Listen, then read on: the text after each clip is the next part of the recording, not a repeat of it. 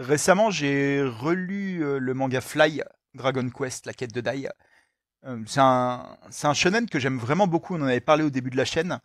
Et en fait, plus j'y pense, plus je me demande si c'est pas le manga, si je le préfère pas à Dragon Ball en réalité. Alors, c'est un peu compliqué parce que Dragon Ball, c'est tellement séminal, tellement important pour moi comme de manière globale. Hein. C'est pas personnel ce que je dis. Je veux dire, tout le monde sera à peu près ok, je pense, pour dire que Dragon Ball est un des mangas les plus importants de l'histoire. Euh, et ça a été important de manière personnelle aussi. Ça a été vraiment une révélation quand j'étais en CM1, CM2, comme pour quasiment tous les gamins de France et de plein d'autres pays. Ça a été ma porte d'entrée pour les mangas et encore aujourd'hui, il y a zéro doute que c'est le manga le plus important de ma vie, du fait qu'il a donné lieu à ma passion et à tout ce qui a suivi. Donc, euh, donc je peux pas, enfin, dire que je préfère Fly à Dragon Ball est un peu complexe, quoi. Ça n'aura jamais l'importance de Dragon Ball. Mais en relisant Fly, encore une fois, je me dis que en qualité de shonen d'action, avec tous les codes que ça implique, de dépassement de soi, de le pouvoir de l'amitié, tout ça, tous ces trucs-là, combattre le mal et tout. Je crois qu'au fond, je préfère Fly. C'est vraiment un manga que je trouve trop bien, trop réjouissant, même quand on le connaît par cœur. Il y a des scènes qui mettent les larmes aux yeux, alors que c'est vraiment des émotions un peu adolescentes, un peu naïves, parce que c'est vraiment combattre le mal, travailler pour la justice, tout ça machin. On peut se dire que c'est des trucs vraiment ouais naïfs quoi. C'est pas un manga adulte comme on l'entend. Mais je sais pas, il y a un truc, il y a une espèce de pureté dans Fly, dans les personnages. De ouais, c'est des gens qui, enfin les personnages qui cherchent, qui combattent pour le bien, qui sont prêts à sacrifier leur vie pour faire le bien. Et et il y a un truc touchant dans la simplicité avec laquelle c'est raconté. Euh, Simplicité, mais qui en même temps construit tout un univers. Hein. Il y a toute une mythologie qui se développe dans Fly et qui est plutôt bien tenue. Euh, et tout ça en fait un manga ouais, pour lequel j'ai énormément d'affection. Euh, c'est un manga qui repose beaucoup aussi sur ce truc bah, qu'on retrouve aussi dans Dragon Ball, hein, mais où les méchants d'hier deviennent les alliés de demain. Euh, il y a quasiment tous les ennemis dans Fly. Il y en a très peu qui dérogent à la règle. Quasiment tous les ennemis deviennent au bout d'un moment des alliés. Ils sont comment dire, ils sont contaminés, si je puis dire, dans le bon sens, par la pureté de Fly, par le sens de la justice de Fly et de ses potes. Et, ouais, tout ça m'a touché. Il y a plein de scènes, de moments où on se dit ouais c'est ça. On a envie de serrer le poing, de le lever vers le ciel en disant oui c'est ça.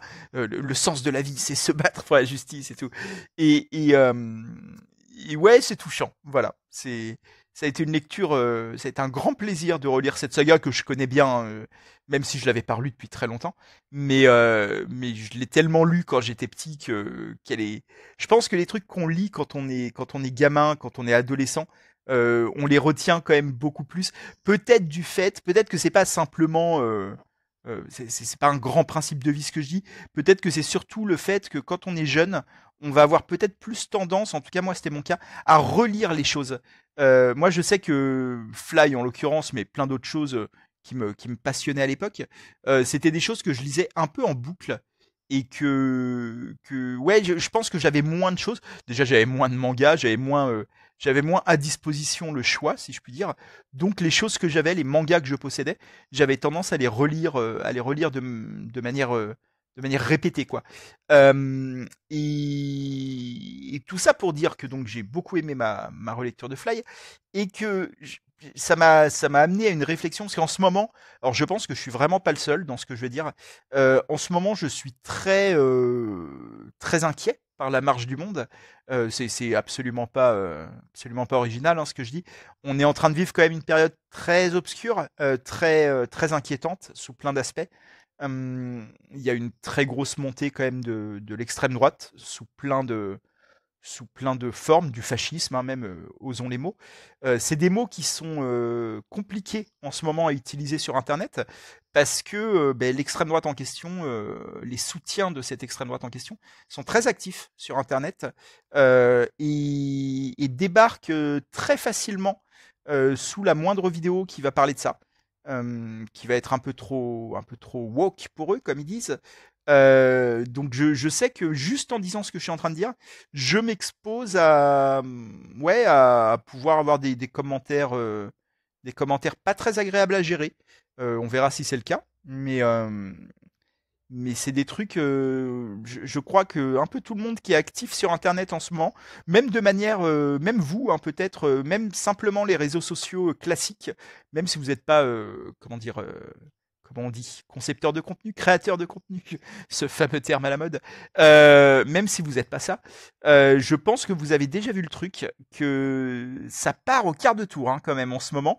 Vous pouvez très très vite avoir affaire à des, ouais, à des commentaires à gérer pas du tout agréables et, euh, et même à plus que des commentaires. C'est-à-dire que moi, en fait, je sais que je suis quelqu'un de public, semi-public, du fait que j'écris des livres. Je suis pas une célébrité, mais voilà, je suis quelqu'un. Vous pouvez trouver des interviews de moi et tout ça. Je sais que je suis pas difficile à identifier. Que ce soit mon adresse, mon nom, enfin mon nom il est complètement public, mais ouais, des infos perso sont je pense, assez faciles à trouver dans mon cas. Et c'est un truc qui peut être un peu inquiétant finalement quand on y réfléchit, vu l'ambiance et vu le fait que je suis ouvertement de gauche et même bien à gauche. Euh, on est quand même dans une époque là où il y a de plus en plus d'agressions de l'extrême droite en fait, qui agresse les gens qui ne lui plaisent pas. Vraiment tous les jours il y a des nouveaux faits divers, c'est assez ouf et qui passent assez crème parce qu'en fait, comme on a un ministre de l'Intérieur en ce moment, Monsieur Retailleau, qui lui-même est quand même très amical avec l'extrême droite, ce n'est rien de le dire. Oui, je pense que ça passe pour l'instant, quoi. Il y a pas grande conséquence, donc bon, il y a une ambiance comme ça qui est très inquiétante. Il y a tout ce qui se passe aux États-Unis avec Trump, hein, qui est quand même, on, on se rapproche d'une ambiance très pré-guerre mondiale quand même. Ça devient de plus en plus dur de pas y penser. Alors je dis pas que ça va se passer. Il y a toujours une part de moi qui tient un peu de la pensée magique, hein. Je pense qu'on l'a tous. Je pense qu'on a tous facilement l'espérance qu'il va se passer un truc et un truc positif et que finalement on va éviter le pire. Mais il y a un moment où peut-être qu'on va pas l'éviter en fait le pire. J'en sais rien, hein, je veux pas faire l'oiseau de mauvais augure, mais je me demande si on n'a pas tapé chez moi. Juste un instant, je vais vérifier. J'ai déjà eu cette impression lors d'une précédente vidéo. Je fais une petite pause dans l'Insomnia Club. Alors non, c'était Ronnie qui essayait de faire tomber des trucs dans la cuisine. Voilà. Rien à voir. Que disais-je? Que oui, il y a une ambiance un peu Troisième Guerre mondiale qui se prépare avec des trucs un peu inattendus, hein, quand même, parce que Trump est se dévoile très pro-russe, ce qui était quand même l'ennemi héréditaire des États-Unis depuis un long moment. C'est marrant de le voir un peu en agent russe aujourd'hui. Il y a une espèce d'amicale des dictateurs en ce moment. C'est très très étrange. Et puis oui, enfin, il y a toute une ambiance, que ce soit d'un point de vue économique, où quand même on connaît une très grosse crise économique quoi, actuellement, qui commence à être très très sensible, je trouve, dans le quotidien. Euh, les courses alimentaires deviennent un peu compliquées, quoi. Alors moi je m'en sors pour l'instant parce que je gagne un peu d'argent grâce à mes livres notamment. Si j'avais que mon travail, je bosse, je vous l'avais déjà dit, je crois, je bosse en parallèle. Mon vrai travail, si je puis dire, c'est que je suis réceptionniste de nuit dans un hôtel. Mais si j'avais que ce boulot-là, si j'avais pas les livres, je m'en sortirais pas, hein, aujourd'hui. Je sais pas comment je ferais. Je suis payé au SMIC à l'hôtel et ouais, j'aurais vraiment du mal là pour le coup. Donc ouais, ça devient compliqué tout ça. Je pense qu'il y a plein de gens qui sont vraiment dans la merde en ce moment. Euh, Qu'est-ce qu'on fait de tout ça? Je ne sais pas. Ouais, comme je disais, j'ai toujours cette idée de pensée magique de on va éviter le pire, mais en fait, j'en sais rien si on va éviter le pire. Le pire se rapproche quand même vachement. Il y a évidemment la situation écologique globale, alors ça on le sentait venir depuis des années, mais qui change un peu tout, parce qu'en fait tout le reste, la montée du fascisme, la crise économique, tout ça, bon, ben, c'est des trucs qui sont déjà arrivés dans l'histoire humaine et qui sont un peu cycliques. Alors ça veut pas dire que c'est bien, mais c'est des trucs. Il y a un côté, c'est déjà arrivé, et ça arrivera encore, quoi. Donc on se fait à l'idée que ça appartient à une espèce de cycle. Les sociétés se font et se défont. Ça a été ça depuis l'origine de l'humanité globalement. Et, mais la situation écologique derrière rajoute une toile de fond, je trouve, qui rend tout beaucoup plus inquiétant et beaucoup plus. Ça donne à tout ce qu'on est en train de vivre, en tout cas à mes yeux à moi, ça donne un vernis très fin du monde quand même. Il y a un côté, ouah, ça devient dur là actuellement d'être optimiste pour quoi que ce soit. Moi, je suis très très inquiet quand même de l'avenir, mais même, en fait, pas que de l'avenir, même du présent, quoi. C'est-à-dire, je trouve que la société, là, depuis quelques années, depuis pas longtemps, hein, ça a été très rapide, depuis 4 5 ans, elle est devenue anxiogène de ouf, quoi. Alors, c'était déjà, on vivait pas dans un monde parfait, hein, mais jusqu'ici, par exemple, j'avais pas trop peur, j'avais même pas peur du tout de dévoiler mes idées, quoi. De m'annoncer de gauche, d'être progressiste, ça. Alors je me force encore aujourd'hui à ne pas avoir peur, si je puis dire, à le faire en tout cas. Mais ben ouais, je sens bien que c'est devenu un truc. Récemment en fait j'ai vécu cette expérience où j'étais au resto avec une pote qui a les mêmes idées que moi, voilà, et on parlait politique et on disait, en gros, on disait ce que je suis en train de dire, quoi. Que la montée de l'extrême droite, tout ça, tout ça. Et, et au fur et à mesure de la conversation, on a eu la même réflexion, c'est qu'en fait, dans ce resto, les tables étaient très proches les unes des autres, et donc on était très proches de la table de nos voisins. Et j'ai senti dans mon attitude et dans l'attitude de ma pote qu'on commençait au fur et à mesure de la conversation à réaliser ce qu'on disait, que c'était pas du dinguerie, hein, on était juste en train de dire que oui, il y a une montée de l'extrême droite, que ça fait peur et tout ça. Mais on n'était pas complètement à l'aise d'être entendu de nos voisins. Comme si on était en train de dire un truc un peu, pas honteux, c'était pas de la honte qu'on avait, c'était plus de la gêne, un truc dangereux en fait qu'on était en train de dire. Euh, et on n'a pas cessé la conversation, mais je sais, je suis à peu près sûr, connaissant très bien ma pote et sachant moi-même ce que je peux dire dans ce genre de conversation, on n'a pas été au bout de certains propos. On est resté relativement soft dans ce qu'on a dit. Et c'est des situations que j'aurais pas vécues il y a encore 3 4 ans, où j'aurais eu absolument pas peur de dire ce que j'avais envie de dire, quitte à tomber sur des gens qui n'étaient pas d'accord avec moi, mais j'aurais pas eu peur d'être dans une situation de désaccord, quoi, justement. Là, la situation de désaccord me fait peur aujourd'hui, parce que j'ai l'impression que les gens qui ont un discours d'extrême droite, qui sont partisans de cette idéologie-là, sont actuellement dans une situation de toute puissance et d'agressivité très forte. Et c'est marrant parce que c'est une idéologie, une sociologie, ces gens-là, qui a beaucoup joué. L'extrême droite joue énormément là-dessus, et encore aujourd'hui, sur le côté anti-système, sur le côté nous sommes la résistance, nous sommes les gentils qui combattons les méchants woke qui essayent de nous dominer dans l'ombre, ou les musulmans, ou ce que vous voulez, l'ennemi du jour, qui est en train d'œuvrer pour prendre le contrôle du monde. Et grâce à nous, les résistants, on va sauver la civilisation et tout. Et c'est marrant parce que c'est un discours même contre Trump et Elon Musk en ce moment, qui sont quand même les gens les moins anti-système du monde. C'est-à-dire qu'on parle du président de la première puissance mondiale et du mec le plus riche du monde. Je vois pas à quel moment on peut réellement croire que ces gens font partie d'une opposition à quoi que ce soit. Ils sont le système, par définition. Il y a pas plus système qu'eux. Donc c'est très bizarre en fait cette rhétorique, mais parce que je pense que les gens de manière globale, de gauche, de droite, peu importe, ont envie, ont besoin de se voir comme opprimés, comme faisant partie, ouais, de la résistance, quoi. Personne veut faire partie du pouvoir en place. Le pouvoir en place lui-même va se dépeindre comme organisme de résistance, comme dernier espoir de l'humanité devant la menace de je sais pas quoi, d'une opposition qui, elle, par définition, n'est pas le pouvoir en place. Donc c'est très bizarre en fait cette rhétorique-là. Mais bon, on est habitué, pour le coup, c'est pas nouveau. Et, euh, et tout ça, je le mettais en parallèle donc avec ma lecture de Fly, parce qu'en fait, en lisant Fly, donc qui parle d'un jeune garçon héroïque et de ses amis qui vont combattre le dieu du mal et sauver l'humanité. Je me disais, en fait, c'est souvent quand même très simple dans la vie de savoir ce qui est le bien et le mal, quoi.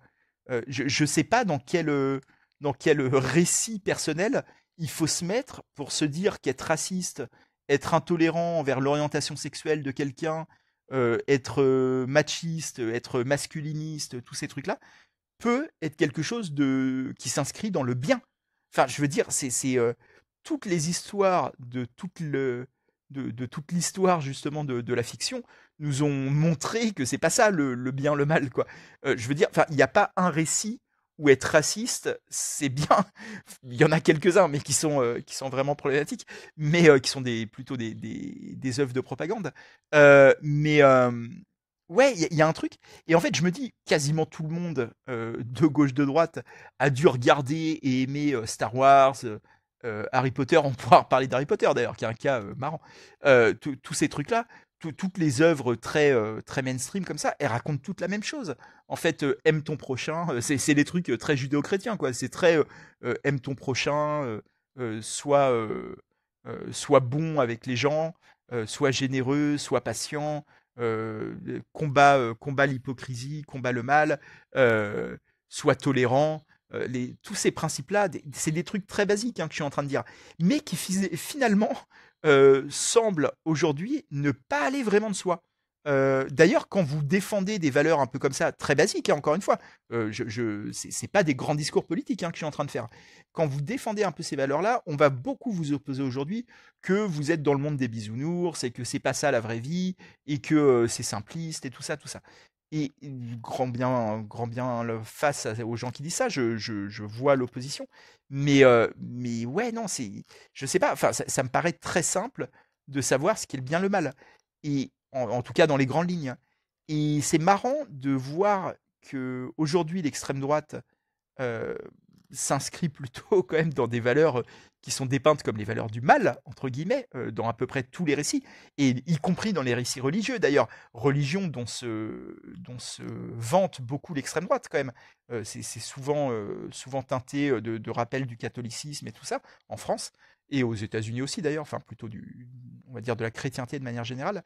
Euh, c'est marrant parce qu'en fait, les valeurs défendues par les grandes religions sont quand même un peu souvent les mêmes valeurs que dans Star Wars et compagnie. C'est-à-dire le bien, le mal, être généreux, être tolérant, protéger les plus faibles, tout ça, protéger l'opprimé, ne pas se mettre du côté du roi, mais du côté du mendiant, tout ça. C'est des trucs ultra basiques normalement de la Bible. Mais c'est marrant, c'est pas ceux-là qui sont mis en avant, quoi. C'est les valeurs de la Bible qui retiennent, c'est les deux trois lignes où ils disent il faut pas être homosexuel, quoi. Euh, c'est c'est des trucs. En fait, je me dis que quand même tout le monde a lu ces histoires-là. Tout le monde a été bercé par ces histoires-là, par les contes, par ouais, les récits fondateurs comme ça, qui sont des récits très simples, très moraux. Et pourtant, visiblement, il y a plein de gens qui les ont pas intégrés. Ou alors qui les ont intégrés, mais qui lisent le truc d'une façon où peu importe ce qu'ils feront, ils feront partie du côté du bien. Ils ont décidé que eux, ils étaient des gens bons. Et donc, peu importe qu'ils agressent des immigrés, qu'ils harcèlent des homosexuels, tout ça, peu importe, ça compte pas. Et vu que eux, ils sont dans le camp du bien, B, ça veut dire que ces gens-là sont forcément, par définition, dans le camp du mal. Donc j'ai l'impression, moi, c'est un peu le truc qui me désespère le plus actuellement, c'est que je crois pas du tout à l'heure actuelle au débat. J'ai l'impression que c'est impossible en tout cas sur Internet, en tout cas de manière globale, c'est-à-dire de manière groupée, si je puis dire, que c'est impossible de faire entendre raison, en tout cas tel que je le vois, à ce camp-là, à l'extrême droite actuelle. Et ouais, je sais pas trop comment les ramener à un truc plus moral, quoi. Je trouve qu'ils sont très immoraux, en fait, en ce moment, qui sont très mauvais. Désolé d'utiliser des termes très simplistes, mais je trouve qu'à l'heure actuelle, l'extrême droite qui est en train de prendre le pouvoir partout, hein, c'est parce que là, on parle, faut plus les voir à l'heure actuelle comme un parti un peu nauséabond, mais bon, ça fait partie du paysage. On sait qu'il y a une partie de racistes en France, et voilà, c'est comme ça. On fait avec et on essaye de pas trop de pas trop leur donner du terrain. Là, on n'est plus du tout à cette époque-là. On est à une époque où l'extrême droite est en train de prendre le pouvoir, que ce soit en France ou ailleurs. En France, elle est déjà à moitié au pouvoir, c'est-à-dire que le parti d'extrême droite n'est pas au pouvoir à l'heure actuelle, n'a pas été élu, mais ses idées sont extrêmement défendues par le gouvernement, sous plein d'aspects. Je parlais de Retailleau tout à l'heure, mais il n'y a pas que lui en fait. Et donc ouais, j'ai l'impression que cette partie-là qui est en train de prendre le pouvoir, je vois pas comment la combattre de manière en tant que groupe quoi. J'ai l'impression qu'elle est toute puissante actuellement, qu'elle est très contente d'être toute puissante, qu'elle ne se conçoit toujours pas comme toute puissante. En tout cas, ses supporters. Je pense que la famille Le Pen et compagnie savent très bien qu'ils sont en train de gagner la partie. Trump a parfaitement conscience d'être président des États-Unis. Y a pas de doute là-dessus. Mais je pense que ses supporters, c'est même pas je pense, c'est d'ailleurs tout est sous nos yeux. Ça a été une stratégie mise en place par Trump. Ses supporters continuent à se voir comme des résistants à une espèce de menace virtuelle de l'islamisme international et des woke, ce fameux mot qui renvoie à absolument tout ce qu'ils n'aiment pas et woke. Voilà, c'est comme ça, c'est réglé. C'est un mot pour tout. Et, euh, et je sais plus du tout où je voulais en venir. Juste que ça m'inquiète, quoi. Il y a eu un shift, je trouve, dans l'idéologie globale, le paysage idéologique du monde actuellement, qui est très inquiétant. Où c'est devenu accepté, et plus qu'accepté, c'est devenu même la norme, c'est devenu le point, le point médian, bon, oui, faut se méfier quand même de l'idéologie trans qui essaye de pervertir nos enfants. Et puis c'est vrai qu'il y a quand même beaucoup de noirs dans les films. Ce serait bien que Marvel arrête de vouloir rendre tous ces personnages noirs, tout ça. Voilà, ça, c'est devenu des phrases de base qui sont plus vues comme du tout problématiques. Vous allez sur n'importe quel post Facebook qui parle de sujets un peu connexes à ça, et vous allez voir une majorité de commentaires en fait qui vont dans ce sens. Et pareil, quand vous parlez aux gens dans la rue, c'est pas qu'un truc de réseaux sociaux. Euh, les gens vont très facilement vous dire ouais, on en a quand même fait beaucoup pour le droit des femmes, quoi. On a été trop loin. Les gens vous disent ça en détente, quoi, aujourd'hui. Alors que, encore une fois, les faits ne vont pas du tout dans ce sens-là. En fait, le monde n'est pas tant plus woke que ça, comme vous dites. Le droit des femmes, il y a encore énormément de choses d'inégalités qu'on peut constater et à corriger. Les trans, cette fameuse obsession des trans, en fait, ça représente très très peu de gens. Et là, récemment, il y avait eu l'affaire aux États-Unis de Trump est au pouvoir depuis un mois, il fait une dinguerie par jour. Une des dernières dingueries, c'était que en gros, je simplifie, mais il a un peu interdit les trans dans les compétitions sportives. Euh, sportives, alors je crois que c'est universitaire, c'est sur dans les championnats universitaires. Et ça représentait, je crois, 10 personnes sur l'ensemble des États-Unis. Donc en fait, on fait d'énormes affaires, d'énormes paniques morales sur des sujets qui en fait sont ultra secondaires dans le nombre de gens que ça représente, dans l'importance que ça a réellement au jour le jour dans nos vies. On fait de trucs super secondaires des débats internationaux d'importance capitale. Et c'est très bizarre. Enfin, c'est un truc quand les gens ont des répliques homophobes, transphobes, racistes, tout ça, je leur demande, en général, quand c'est des gens que je connais, hein, je parle pas avec des gens dans la rue, mais quand c'est des gens que je connais un peu, je dis, mais au quotidien, qu'est-ce que tu as constaté dans ta vie? À quel moment ce sujet-là t'a impacté? Et en fait, très souvent, ça bégaye un petit peu à ce moment-là. Ça va parler de lointains collègues qui existent ou pas, c'est toujours un peu incertain. Euh, et il y a vraiment ce truc-là quand même euh, en fait, vous paniquez, vous donnez le pouvoir à des gens extrêmement dangereux et qui sont pas du tout du côté du peuple, d'un point de vue économique, social, et ainsi de suite. Vous êtes prêt à leur donner le pouvoir simplement parce qu'ils répondent à ces paniques morales-là, paniques morales qu'ils ont eux-mêmes créées en plus. Donc, enfin, je veux dire, vous tombez dans un piège grotesque simplement sur des espèces de trucs qui n'ont en fait des espèces ouais, de panique, de peur, qui n'ont aucune réalité dans votre vie quotidienne. Je veux dire, dans votre quotidien, combien de trans vous voyez?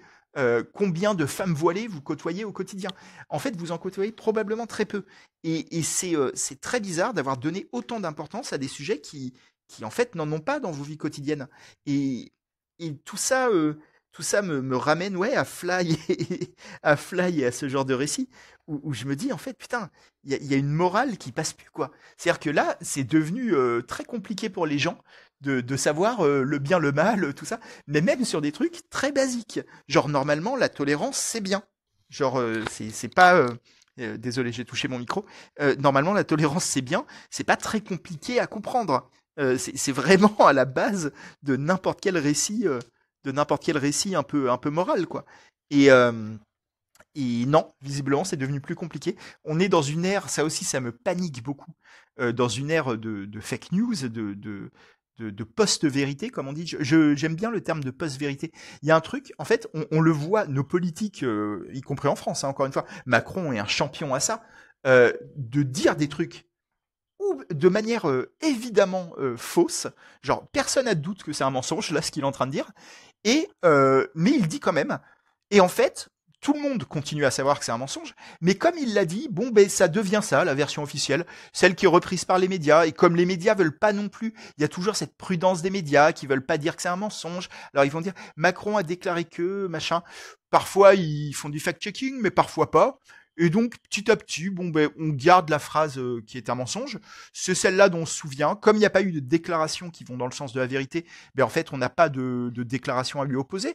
Euh, donc, euh, donc voilà, on garde une version très déformée de la réalité. Euh, là, je reparle de Retailleau, mais parce que c'est vraiment le dingo du moment, hein, lui quand même au gouvernement. Là, je sais pas si vous aviez vu cette interview où donc lui, l'une de ses obsessions du moment, c'est les OQTF, obligation de quitter le territoire. En gros, c'est les gens, les étrangers qui sont en France de manière irrégulière, quoi. Euh, et sa grosse obsession, sa manière de nous dire qu'il faut absolument virer tous les OQTF du pays, c'est de dire il y a eu des crimes commis par des OQTF. Ce qui est vrai, notamment les viols. Il focalise sur les viols beaucoup, Retailleau. Et il était face à un journaliste qui lui dit mais alors il y a eu, enfin, alors, je sais plus exactement comment s'organise la séquence, mais en gros, il lui dit il y a eu combien de viols commis par des OQTF selon vous? Donc Retailleau dit ah il y en a eu plein machin je sais pas quoi. Et l'autre lui dit bah en fait ça représente, alors il y en a eu c'est vrai bien sûr c'est arrivé, mais ça représente je sais plus ce que c'était 2,8% ou même moins que ça, enfin de l'ensemble des viols en France. Et en fait, c'est proportionnel au nombre d'OQTF. Quoi. Je veux dire, c'est pas, il n'y a pas une surreprésentation des OQTF dans les viols en France. C'est pas vrai. Factuellement, ce n'est pas vrai. Si vous prenez les chiffres, c'est proportionnel à la population globale. Et Retailleau a répondu à ça. Euh, il a répondu la réalité donne tort aux chiffres, ce qui est quand même une dinguerie. C'est-à-dire, enfin, en gros, il dit non, c'est pas vrai. La réalité, les faits ne sont pas vrais. Ce qui est vrai, c'est l'impression dans la rue, quoi. C'est ce que je sens, c'est l'odeur, c'est l'atmosphère. C'est une dinguerie. Et c'est un très bon exemple de cette post-vérité. C'est-à-dire, peu importe les faits, peu importe la réalité des choses, peu importe ce qui se passe réellement si on regarde les chiffres. D'ailleurs, l'extrême droite déteste les chiffres, déteste les études. Un des premiers trucs qu'a fait Trump, c'est de couper les fonds d'énormément d'études en cours et tout. Euh, Parce que la réalité donne tort à ces gens. Et, euh, et mis face à ça, ils vont inventer une post-réalité, une post-vérité, qui est qu'en fait c'est plus important que les faits, plus important que les chiffres. Ce qui est vraiment important, c'est l'impression. C'est l'impression qu'on a. Et si on a l'impression que les OQTF, ils sont dangereux, ils violent nos femmes et nos filles, eh ben, c'est très important de les mettre dehors, même si en réalité, ils violent pas plus nos femmes et nos filles que nous-mêmes. Et ce truc-là est très dangereux parce que ça rend le débat complètement impossible. En fait, ça sert plus à rien de sortir des arguments, ça sert plus à rien de sortir des études, parce qu'on est en face de gens qui n'en ont rien à foutre. En fait, les gens qui soutiennent l'extrême droite à l'heure actuelle sont des gens qui, qui n'en ont rien à foutre des arguments, qui n'en ont rien à foutre des débats. Et d'ailleurs, c'est pour ça, je disais tout à l'heure qu'ils votent pour des partis qui ne sont même pas de leur côté, qui sont les premiers partis à faire baisser le pouvoir d'achat, à faire augmenter les taxes et tout. Enfin, je veux dire, ils sont même pas, ils ont rien à gagner. Eux-mêmes ne vont rien gagner à mettre l'extrême droite au pouvoir. Au contraire, ils vont encore perdre. Mais ça les dérange pas. En fait, ils s'en foutent. Au fond, ils savent, ils en ont conscience de ce truc-là. Je pense qu'il y a très peu d'électeurs du RN qui croient encore que le RN va les sauver ou quoi. Tout ce qu'ils veulent, c'est répondre à leur panique morale. Répondre à la panique morale de il y a trop d'arabes dans la rue. Une fois j'étais à la boulangerie puis ça parlait arabe. On n'est plus en France ou quoi. Voilà, ils veulent répondre à ce truc-là, à ce truc qui leur fait peur, à ce truc de. On parle quand même beaucoup des homos là en ce moment. Ils sont tous homos à la télé, non? Voilà, ce genre de truc. C'est tant que vous répondrez à ça, peu importe qu'à côté vous enculiez le peuple par pack de 10, ça passera. Et en fait, ce qui est marrant, c'est que ces paniques morales ont été créées justement par les gens qui vont y répondre. C'est-à-dire qu'ils ont créé le virus pour vous vendre le vaccin derrière, quoi. Et ça me fait très peur. Franchement, je trouve la situation, elle est chaude là actuellement. Et là, je parle que d'extrême droite et tout. Et derrière, t'as tout ce truc avec la Russie, la guerre Israël-Palestine, la guerre en Russie, enfin en Ukraine. Euh, le fait que Trump et Poutine soient alignés maintenant, on est pris en tenaille en Europe d'un truc qui à tout moment peut partir en live de ouf d'un point de vue militaire. Et je suis pas le seul à le dire. Enfin, on voit que les gouvernements sont en train de se préparer à ça, que le budget de l'armée augmente de ouf dans tous les pays. D'ailleurs, ce qui fait que tous les autres budgets baissent, c'est un autre problème. Mais ouais, non, il y a un truc, c'est chaud là quand même en fait. C'est très très chaud. Et ouais, j'y pense quand même régulièrement. C'est dur de pas beaucoup y penser, je trouve. Euh, J'arrive pour l'instant encore à mener une vie pas insouciante du tout, mais à faire d'autres choses que penser à ça H24. Mais parfois c'est dur. Il y a des journées où quand même c'est un peu dur de pas être complètement obsédé par ces questions-là.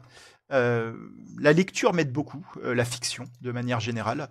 Là, d'ailleurs, je me suis moi-même, j'ai réalisé ça justement. Je vous disais que je relisais Fly récemment. Je remate aussi la série Angel, le spin-off de Buffy. De manière générale, je remate, oui, je relis beaucoup. Et c'est un truc qui est souvent signe de je me sens pas bien.